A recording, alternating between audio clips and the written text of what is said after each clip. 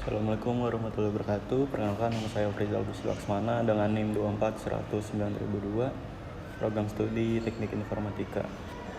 Kali ini saya akan membahas salah satu konsep yang menurut saya sangat relevan dengan perkembangan zaman saat ini, khususnya bagi kita sebagai mahasiswa di bidang teknologi, yaitu tentang techno-sociopreneurship.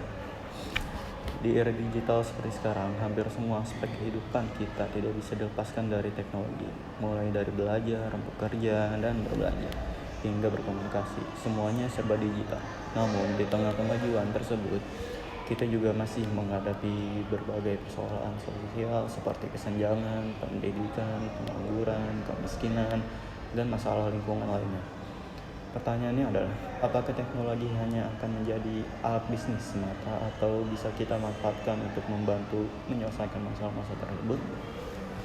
Disinilah konsep techno-sociopreneurship menjadi hal penting. Secara sederhana, techno-sociopreneurship adalah gabungan dari 3 unsur, yaitu teknologi, sosial, dan kewirausahaan. Artinya apa? Artinya kita membangun usaha dengan memanfaatkan teknologi sebagai alat utama, tapi tetap memiliki tujuan sosial yang jelas. Jadi bukan hanya mencari keuntungan, melainkan juga menciptakan dampak positif bagi masyarakat. Konsep ini berbeda dengan bisnis konvensional yang biasanya berfokus pada profit semata.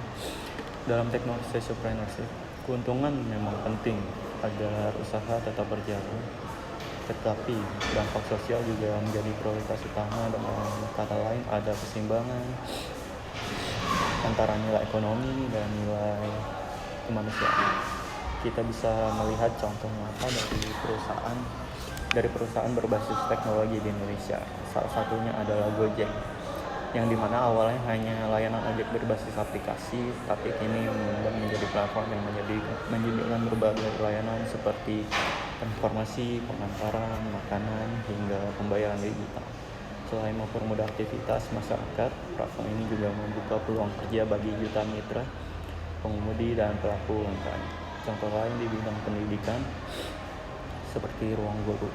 Platform ini memanfaatkan teknologi digital untuk menyediakan layanan belajar secara online. Dengan adanya sistem pembelajaran daring, siswa dari berbagai daerah dapat mengakses materi pendidikan dengan lebih mudah. Di satu sisi perusahaan tetap memperoleh keuntungan, tetapi di sisi lain juga membantu memperluas akses pendidikan. Dari contoh tersebut, kita bisa melihat bahwa teknologi dapat menjadi jembatan untuk mengurangi kesenjangan sosial. Inilah inti dari techno-sociopreneurship, yaitu menghadirkan solusi nyata melalui inovasi digital. Selain itu, konsep ini juga sejalan dengan prinsip triple bottom line, yaitu profit, people, dan planet. Artinya apa? Artinya itu sebuah usaha tidak hanya memikirkan keuntungan finansial, tetapi juga memperhatikan kesejahteraan masyarakat dan kelestarian lingkungan. Misalnya startup yang mengembangkan aplikasi pengelolaan sampah digital. Mereka tidak hanya mendapatkan pendapatan dari layanan yang diberikan, tetapi juga berkontribusi dalam menjaga lingkungan agar lebih bersih dan sehat. Saya sebagai mahasiswa juga, khususnya di bidang teknologi seperti teknik informatika, peluang untuk terlibat dalam techno-sociopreneurship sebenarnya sangat besar. Kita memiliki kemampuan untuk membuat aplikasi, website, atau sistem informasi. Namun yang kita perlu kembangkan bukan hanya kemampuan coding, melainkan juga kepekaan terhadap masalah di sekitar kita.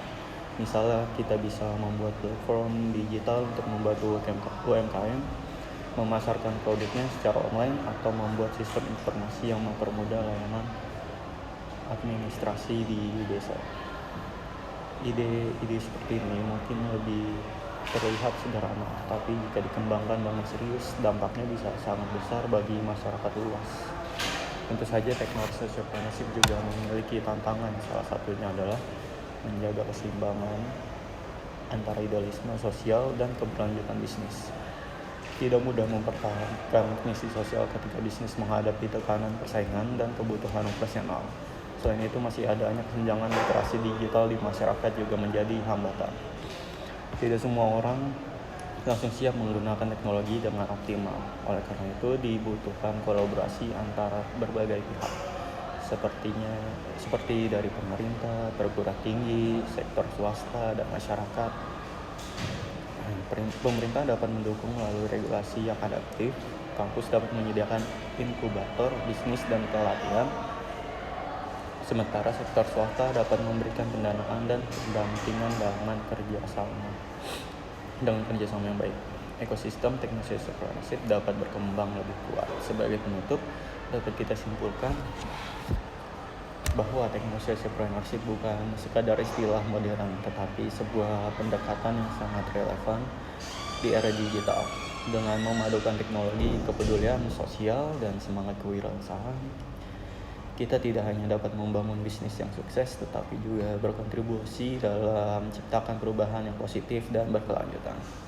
Semoga ke depan kita tidak hanya menjadi pengguna teknologi, tetapi juga menjadi inovator yang mampu menghadirkan solusi bagi masyarakat. Saya Frizal Luxmana, terima kasih atas perhatiannya. Wassalamualaikum warahmatullahi wabarakatuh.